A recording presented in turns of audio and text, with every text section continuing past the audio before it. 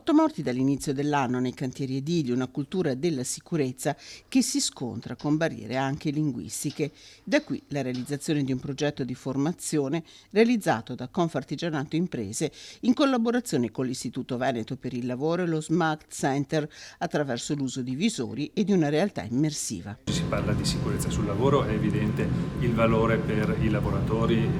le loro famiglie, le imprese a cui appartengono,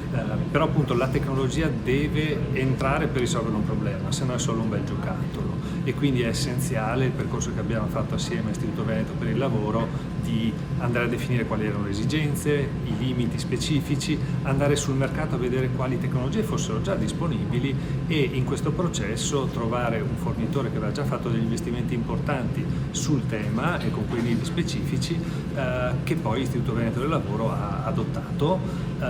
così liberando anche risorse nel processo che oggi verranno poi spese per portare la tecnologia ai lavoratori. Questa è una tecnologia che ci consente di raggiungere veramente tutti.